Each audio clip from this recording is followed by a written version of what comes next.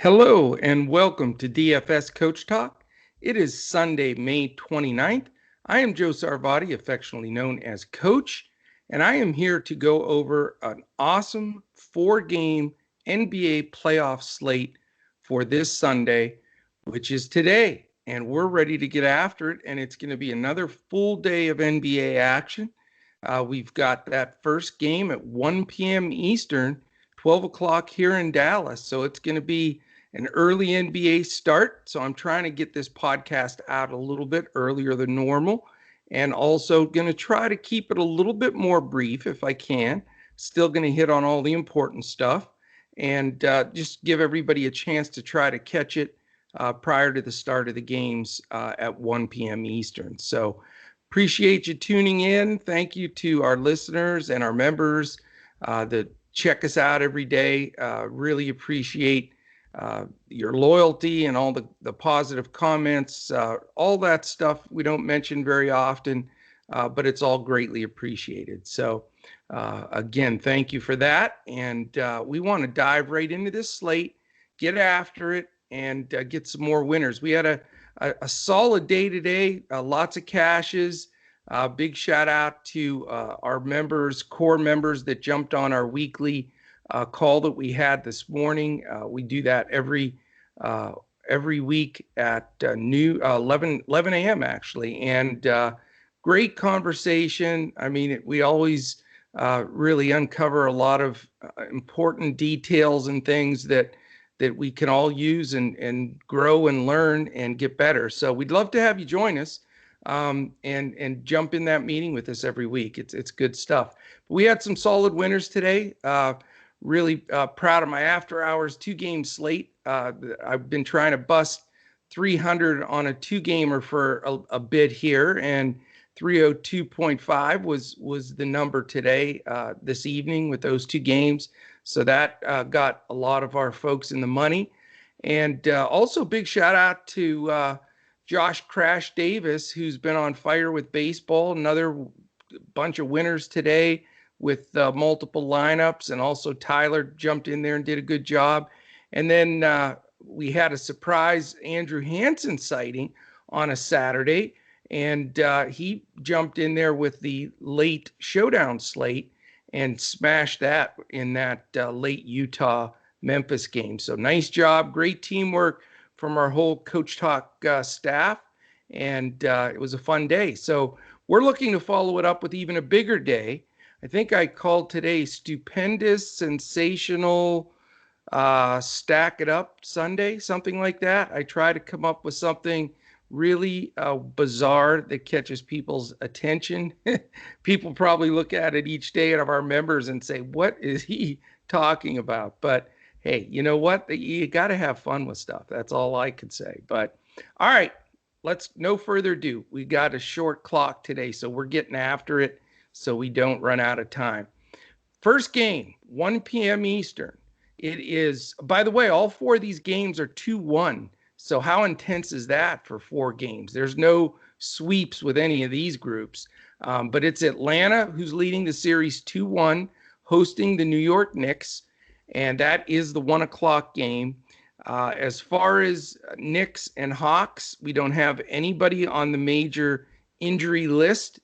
We should have similar rotations to what we've had in these first games. And so let's talk about that a little bit. We know that the Knicks defense is solid as all get out. And I'm going to call up here real quickly the latest lines, because I'm doing this earlier than normal. So all the lines were not up a minute ago, but we need to look at those because let's see if there's much of a discrepancy there. Again, with all these teams being 2-1 and games being closer in these series, I expect that we'll have somewhat similar type of numbers. Okay, we've got all 4 of them up. How's that? It looks as right now, and this is BetUS.com.pa, our presenting sponsor. Atlanta Hawks are favored by 4.5, and it's a 209 total. So let's talk about this real quickly. We've got 209 in this game, 209 in the Phoenix Lakers game, 209.5, I'm sorry. And then we have a monster jump, the Brooklyn-Boston game, 229. So we're talking about a 20-point difference here, which is the biggest we've had in shift of totals so far in the playoffs. And then the late game of the Clippers-Mavs is 220.5, which again, definitely going to be a lot of stacking in those two late games. I mean, it worked for a lot of people today, and it may be very similar tomorrow. But let's talk about these two early games first. And again, we've got the New York Knicks and Atlanta, and we know that Julius Randle's been in a hellacious slump, shooting in the teens as a percentage in this series so far, and they're only down 2-1, which isn't bad. He was 2 for 15 the last game, so I don't know how you pay up for him here. I really don't. His price is still high, and I get the fact that he's gonna bust out of it at some point, but I'm not gonna risk that early buy up in a low total game. I just think, if you want to take a shot with it in a GPP with getting Randle in there and hope he has his bust out, 65-point fantasy game, it could happen. But as far as cash games, and again, I'm focusing on that hybrid build that I can play in all my cash games and I can play in the single entry GPPs. So Randle's not going to make the cut there. And, we look at the guy that I've been on here, and it's hard not to be, and he's probably going to be pretty highly owned again, and that's Derrick Rose. He played 44 minutes 2 games ago, 39 minutes this game. So I'm a little concerned. He did get 21 shots up again, finished with 30 real points, and, just is leading the Knicks right now. He is definitely their best player on the floor in this series. Now, I'm probably not going to go there, and I'll explain why. He's a veteran player that's playing his tail off, and he has not played a string of games with these kind of minutes played in years, literally. And I think there's got to be some regression here. I really do. Not only, is the defense by the Hawks going to be a little bit more cognizant of where he is and what he's doing because he's hurt them in this series. That's one additional thing. And then just the fact that, when you start getting a little tired legs and you're on in your career like he is, shots start coming up short. And I just think it's a nice play, nice leverage play to get away from him, fade him where he's going to be extremely highly owned. And as far as a ceiling goes, I don't know if he can produce much better than he has the last 2 games. I really don't. So, he's made value, smash been great. But I can see maybe 4 or 5x and just getting it done that way, but not to where I think we can't spend that money elsewhere. So that's my first edge of the day, I think. For our listeners and our members, is try to look possibly elsewhere for him.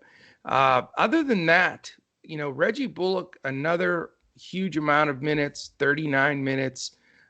He is cheap, but again, if you listen to the podcast yesterday, my main preaching was I'm not going to pay up, and then have to take garbage guys at the bottom that aren't getting it done, because we know that all of the rotations are much shorter.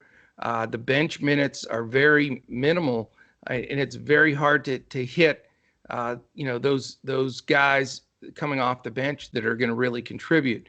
So, Bullock is a bit of an exception to that because of these starting, and he's getting the big minutes.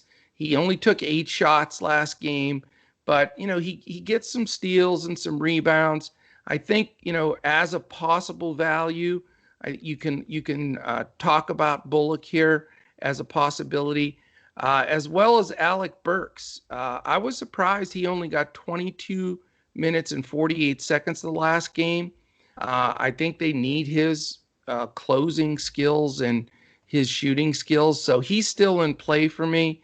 Those are the only two guys right now from a value standpoint that I'm looking for from the Knicks. Again, I don't want the Gibson-Noel split, which they basically, split the game fairly down the middle. And then Barrett is just a little too expensive for me, and his minutes get cut into with a little more play for guys off the bench like Quickly and then certainly Burke. So going to be a very thin one-off for me here with the Knicks of either probably Bullock or Burks. All right, as far as the Atlanta side, little interesting here as well. Again, this total's low, but we know that Trae Young has been playing a little bit higher level. I think that Channing in New York in game one really got under his skin and motivated him, and he's playing some really good ball. Again, his price is pretty outrageous, though.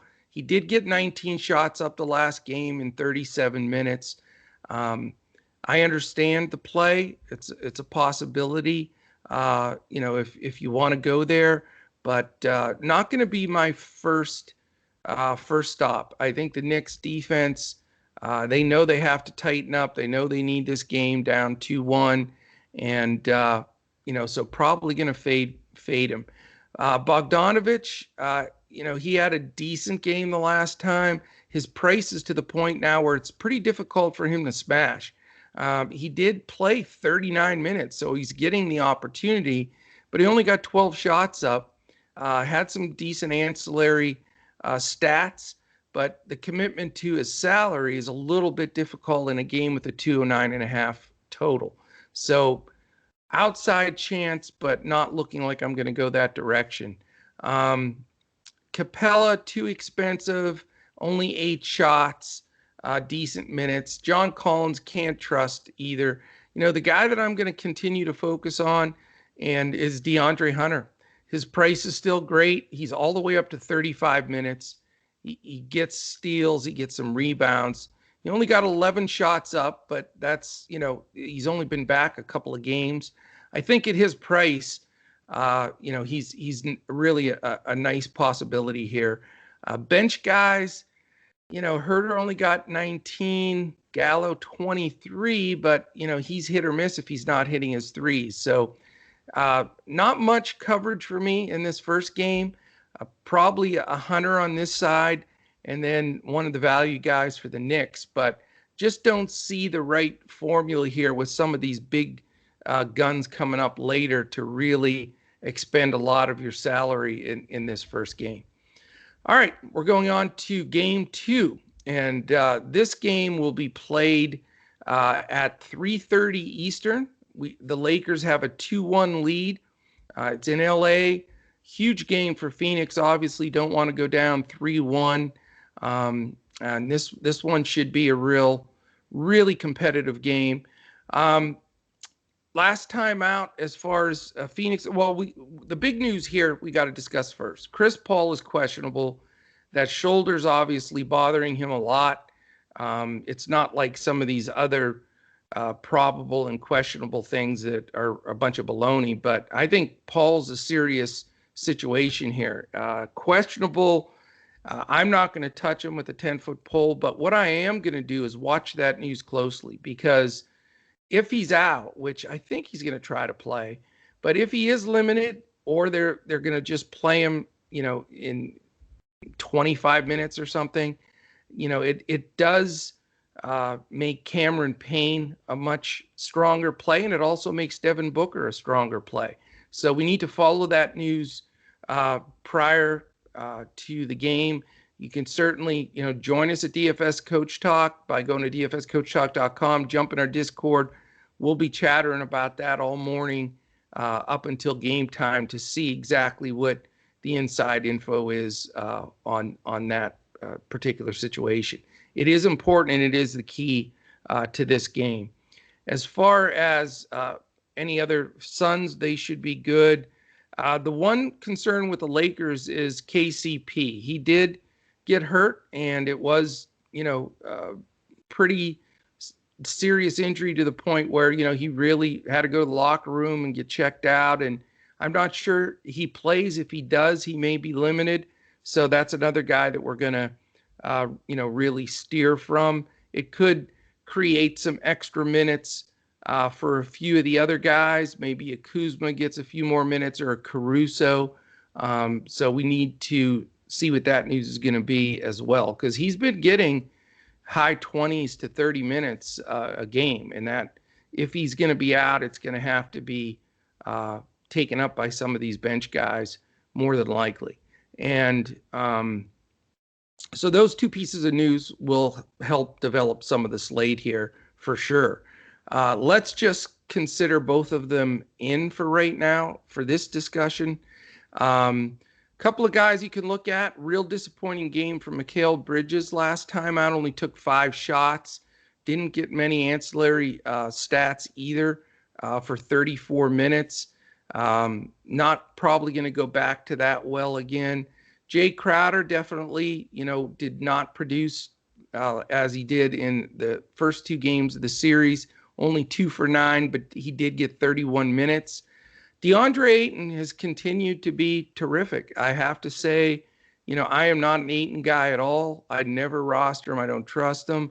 But he's having a tremendous series. He played 41 minutes and 11 seconds in this last game, 11 for 15 from the field, 11 rebounds, and a couple of blocks. So I'll tell you, I think he's going to get a lot of ownership at center.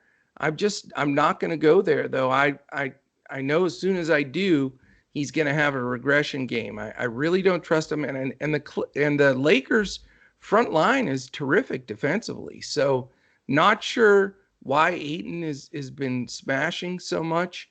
But I'm probably not going to go there. And I think he'll be highly owned as well. The guy that I'm interested in again is Devin Booker. Only 6 for 19. He hurt me a lot this last time out, but 41 minutes. We don't know Paul's status, and Booker's going to have to really carry the show. Only 1 3 made in that game. And the other thing is KCP is a good defender, and he plays him a lot. And if he's out or hurt, that also opens things up for Booker. So he's on my short list. He's actually my favorite son in this game. And then again, you have to consider Cam Payne. This last game where Paul played 27 minutes, Cameron Payne also played 27 minutes. So he played alongside Booker whenever Paul sat, and then he got a little extra run and finished towards the end of the game. And, his price still remains good, and he's getting up a lot of shots, double-digit shots in every game. And he had 6 assists. He's been terrific. He's probably going to garner a little bit more ownership, but I think it's deserved. So let's follow that Paul news. For now, I'm looking at Book and possibly Cam Payne. No one else on the bench even worth really a discussion in this one. From the Lakers side, of course, this should be an interesting game. I mean, they really want this one. It's at home. You've got the option of LeBron. He did get 38 minutes almost, just under, and AD got 40. They took 41 shots between them. They were 20 for 41. I mean, that's pretty stout, man. Those guys are both playable commodities. I don't believe you can afford both, but I think you have to consider one or the other.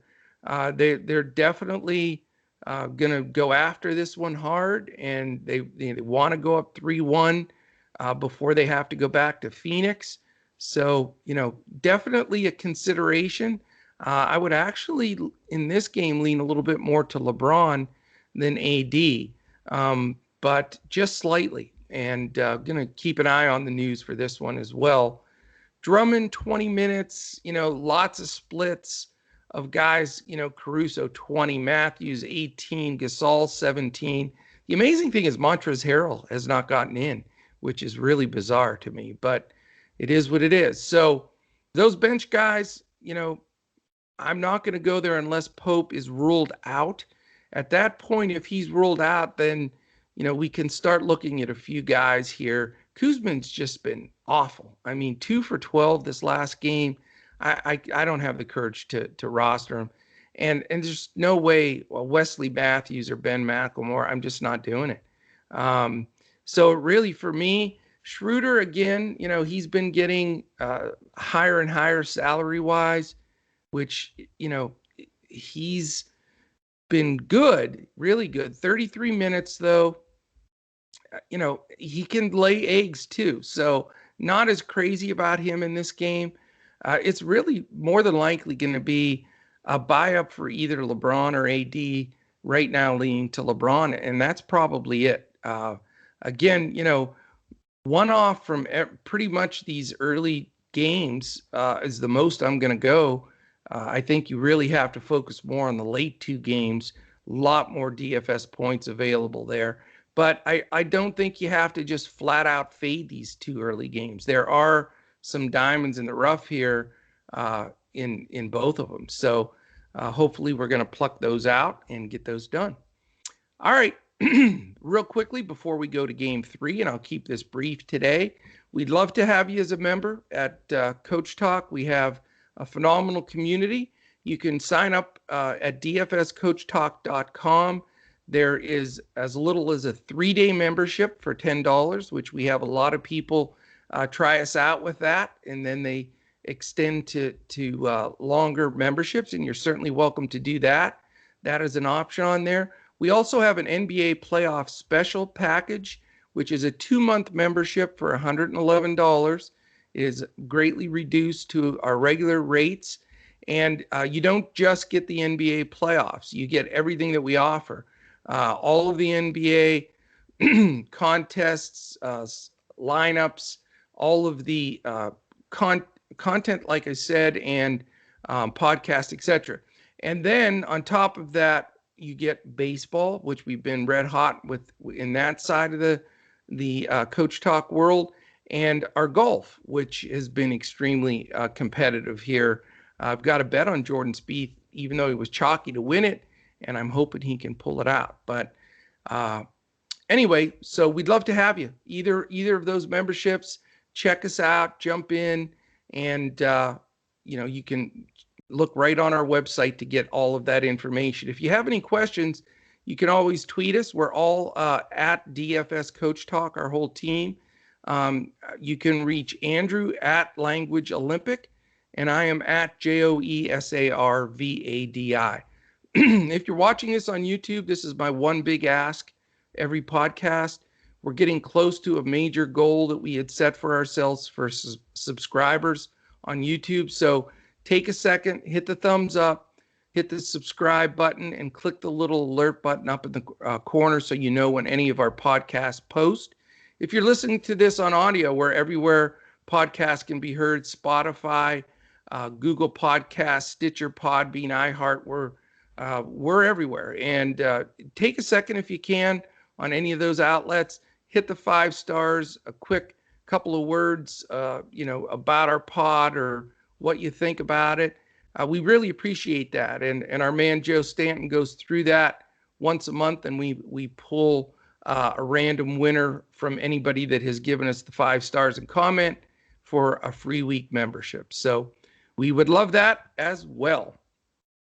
All right, game 3. We're motoring today. No messing around.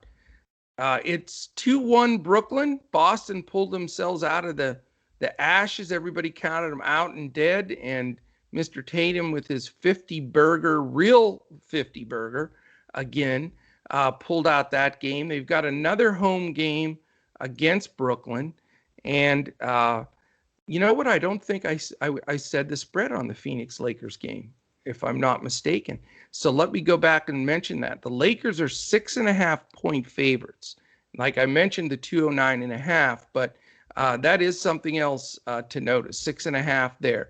But the biggest spread is this game. Brooklyn 7, barely, but Brooklyn is a 7-point road favorite. So that's substantial, but we do have the biggest total. So we got to look at this game closely.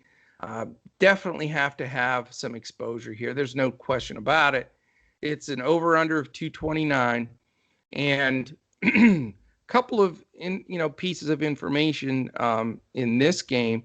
Kemba Walker is listed as questionable, and Robert Williams is doubtful. So more than likely, most of those center minutes will go to Tristan Thompson and then center by committee. So it does bring Thompson into play for me a bit with Robert Williams completely out. I'm not thrilled about it, and I'm not positive I'm going to go there, but it's sensible. He'll probably be a little chalkier than normal for sure for Thompson, with Williams more than likely ruled out.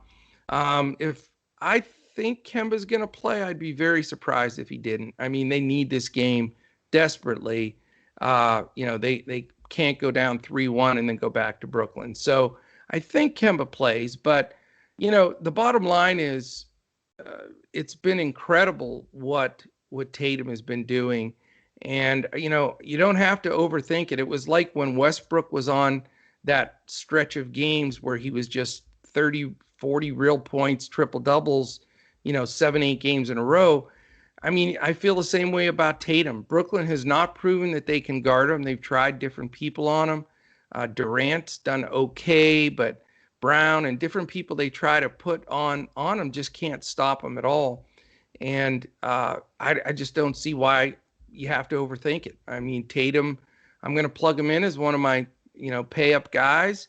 He's getting usage that's off the charts, shot attempts off the charts. And it's hard to pass on him because even if he regresses, which, I understand the fact that, it's pretty hard to continue at that type of a pace and not regress a little bit. But even a regression game for him is going to be tremendous. I think you're going to have, a situation where you just can't be without him. Just the usage and everything else that's included. So he's my target for sure for Boston. Certainly going to be chalk, but that's fine. This is one of those where you have to eat the chalk. You can't try to chase those points. And then, for me, the $1 million question comes the other pay up spot. I want one of the Brooklyn guys. They're all phenomenal. Kyrie is cheaper than the other two, but, not quite the ceiling of a Durant or Harden. I mean, I think that's the most important decision that I still have to make.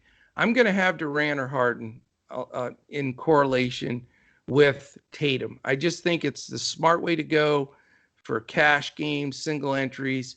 It's just that exposure of, maybe a Durant or a Harden. I really am split down the middle with Tatum.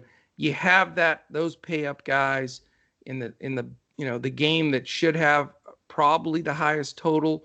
And I just think it's a necessity.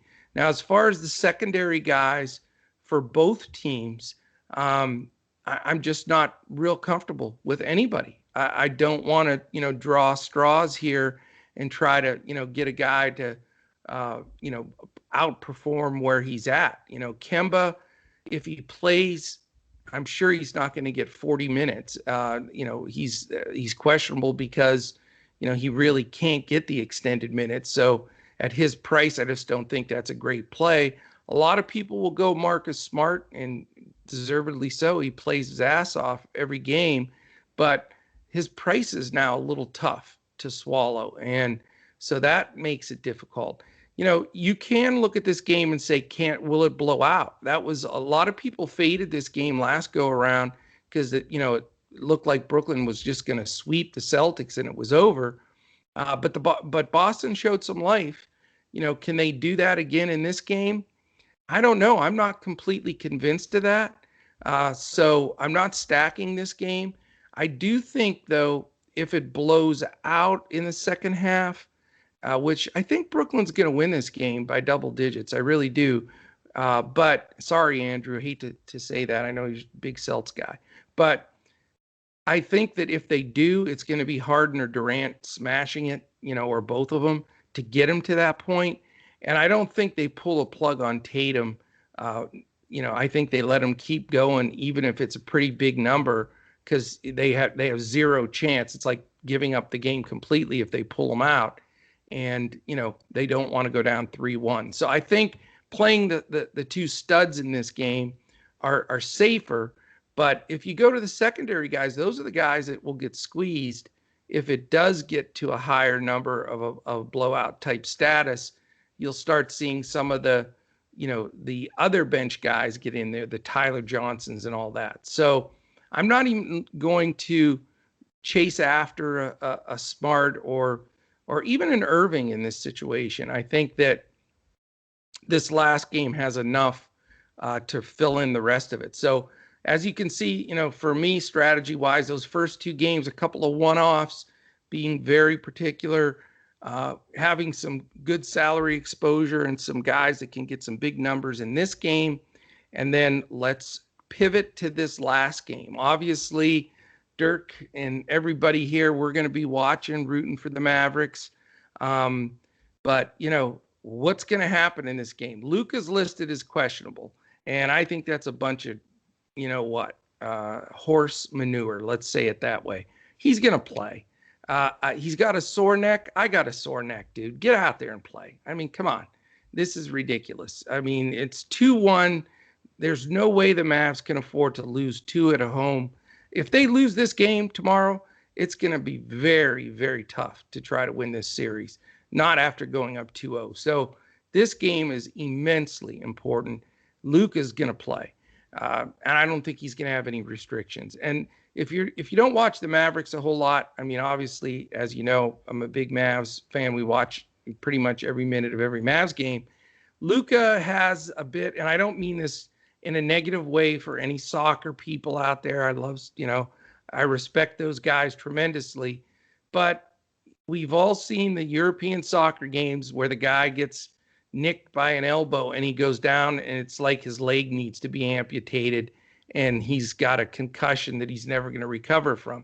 And Luka's got that in him a little bit. He's always grabbing something or shaking something. And so I'm not worried about it. So if you're on Luka, if you want to play Luka, I wouldn't worry about the injury status at all. So of course, in this game, he's got to be, one of the top options.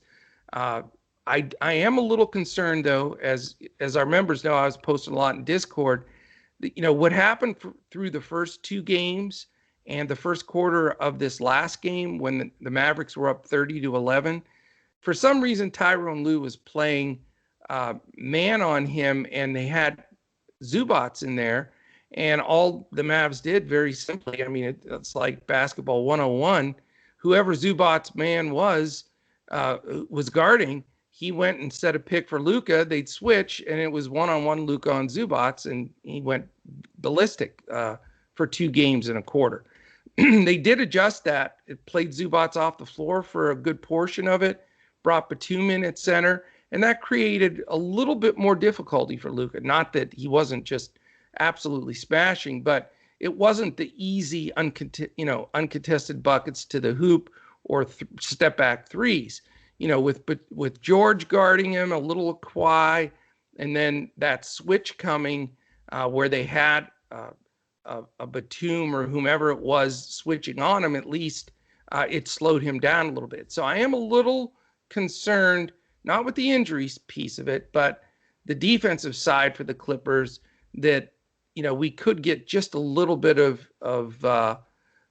step back statistically from Luka. Not a lot, but enough that it's making me make a decision between a Harden or a Luka here. So still looking at that. Obviously, don't want to lock anything in until we have all the final news prior to that game, and it's a night game, so you've got to pretty much have a commitment and a plan. If you're going to play Luka, if he all of a sudden they say he's limited or something, which I seriously doubt, but if they do, you've got to have a pivot, whether it's Kawhi or whatever. Make sure that you set that up in advance or you're going to get stung. As far as anybody else from the Dallas side, big letdown for a lot of the guys this last game. And if the Mavs don't have somebody step up to help Luka, they're not going to win this series. We had Finney-Smith 3 for 10, Porzingis 3 for 10 with 3 rebounds. The guy is 90 feet tall, and he got 3 rebounds. Anyway, Maxi Kleba's playing a little hurt, 5 for 9, so he's at least hitting a couple threes. He had 4 threes. Hardaway, tough game, 4 for 14. That's the killer. We really need Hardaway to step up. I think he's still in play. He is a streak guy, though. He'll have games where he goes 11 for 13 and then 4 for 14 like this one. So you generally know early on if he's on or off. So there is some risk there. But he played over 40 minutes. So that is a really good piece of information. After Luka, how do you trust anybody else on the Mavs? Maybe Hardaway. Not going to spend the money for Porzingis. I'm hoping he steps up and has a game. He's certainly capable of that, but we have yet to see it in this series. So, more than likely it's going to be similar to the last time. It's either going to be Luka or more than likely a pass, unless I get that Tim Hardaway feel that he can get it done, because he can. He had 6 rebounds, so he does contribute in other spots, but his point, points are important for him, a little scoring dependent. All right, on the Clippers side, Kawhi Leonard has been absolutely, completely out of his mind. And, just the shooting, 13 for 17, 7 for 7 from the line. I mean, just insane. Hard to not buy up to him. 42 minutes. My interest is, I know they really want to win this game. They want it to be 2-2 going back, and they're back in the driver's seat if they go down 3-1. But there's a psychological piece. And I know this is where I get into the coaching stuff. And this is because I just coached a million years, and I've seen people's psyche when they approach games. And yes, this is important, but I just don't think it's the desperation game that this last one was, where Kawhi had to step up. Can he shoot 80% from the field again? It's just hard to believe. So as much as I think Kawhi is a phenomenal play and an extremely difficult fade, and he's going to be very highly owned, but it can be a big differentiator if he regresses a little bit. Remember, he's got help, and it's not like Tatum where it all falls in his lap. He's got a superstar in Paul George, 11 for 18, answering the critics, playing 41 minutes. And then you had guys like Marcus Morris now, 3 threes. He hit 6 shots. Reggie Jackson had a really good game. So that's, as of right now, I'm probably going to fade Kawhi. And there's probably not anybody out there saying that because, he's been just supernatural out there the way he's played. But I would rather go second flight a little bit with these Clippers. I really think Reggie Jackson at his price is very playable. Paul George is expensive, but not as expensive as Kawhi. You got to look at him a little bit. And Marcus Morris, I mean, he started to get in rhythm after a couple of terrible games. Not a great play, but he did get 33 minutes. And if you need to squeeze value, he's not the worst play. He would be the last guy in for me kind of thing. But, I look a little bit more towards George and Jackson in this game. So, again, I'm being realistic. I'd love to recommend every guy, let's all play all the superstars. How about, we'll play Trae Young and AD and LeBron and Durant, Harden, and Irving, and Luka, and you get it. So I'm just trying to be real. So right now, my pay-ups, I'm looking for either Harden or Durant. I think Tatum's just a no-brainer. And, making a decision if I try to go to a Luka or not, and then filter in some more value. which is possible. We're going to see how that plays out. We got to get some of the news on a few of these guys that are truly questionable, like Chris Paul, because Booker becomes that other entity that I'm looking at as a pivot, possibly, if I don't go Luka. So, we've got some decisions to make, but hopefully that gives you at least, a temperature of what I think are the directions to go. And I think there's, hopefully some of the pivots that I recommended in here and some of the fades are huge differentiators, because, a couple of guys I mentioned are going to be 60% plus owned. And, if we're going to fade him and go with somebody that can outdo him, what tremendous leverage it gives you in some of these contests. So hopefully that gives you a good look. I think that it's going to be a really fun day of basketball. And again, we'd love to have you at DFS Coach Talk to join us. Check out our website, dfscoachtalk.com. If you have any questions, tweet us at DFS Coach Talk. And if you haven't done it yet on the way out, quick thumbs up, quick subscribe button, and we'd really appreciate that. So that is it, my friends. Let's hammer this Sunday like nobody's business. I'm back tomorrow with my partner in crime, Mr. Andrew Hansen. We'll see if he surprises us tonight with another showdown slate. So if you're listening, Andrew, we'll be watching for you. And but we'll be back on Monday, and then we'll have a full week. Tons of baseball all week. Some good golf coming up as well. So definitely join us. We'd love to have you, and appreciate you spending this time with me. Hope you have time to listen to this prior to the game starting. And we certainly will look for you again tomorrow as we look to crush it in NBA DFS.